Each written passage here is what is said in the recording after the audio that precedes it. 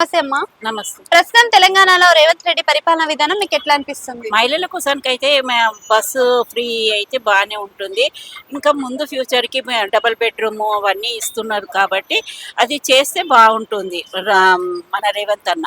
అంటే ఇప్పుడు రేవంత్ రెడ్డి పరిపాలనలో ఉచిత బస్సు ఇవ్వడం వల్ల ఇంట్లో ఉన్న ఆడవాళ్ళు కూడా పని లేకపోయినా కానీ తిరుగుతున్నారు అనేది వినిపిస్తుంది కదా, మీకు ఎలా అనిపిస్తుంది దాని గురించి? పర్వాలేదు. ఈ పార్టీకైతే ఫ్రీ బసెస్ ఉండడం తోటి ఎక్కడనన్నా పనికెళ్తున్నాము, ఆఫీస్‌కెళ్తున్నాము, ఈ హాస్పిటల్ల పొంటి తిరుగుతున్నాము. లేదు అంటేనేమో ఇంకా మనం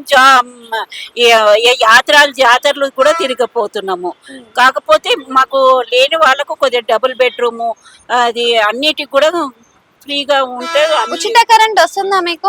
0 వస్తుంది. ఓకే. 0 500 రూపాయల గ్యాస్ వస్తుందా? వస్తలేదు మేడం. వస్తలేదు. డబుల్ బెడ్రూమ్ ఇప్పుడు 5 పథకాలు అన్నారు కానీ 5 పథకాలలో 2 అవుతున్నాయి. కరెంట్ అనంగా బస్ అనగానే ప్రూఫ్ పబ్లిక్ లో కనిపిస్తుంది కాబట్టి అది మీరు ఎంత త్వరగా చేసుకుంటే అంత పబ్లిక్ కి మంచిగా చేస్తుంది అన్నట్టు అంటే అర్థమవుతుంది. కేసీఆర్ పరిపాలన చూసారు, ఇప్పుడు రేవంత్ రెడ్డి పరిపాలన చూస్తున్నారు కదా, ఇద్దరికి తేడా అంటే ఏం చెప్తారు? ఇది మహిళల కోసానికి చేస్తుండు కాబట్టి అందరికి పబ్లిక్ కొద్దిగా అట్రాక్షన్ గా ఉంటుంది.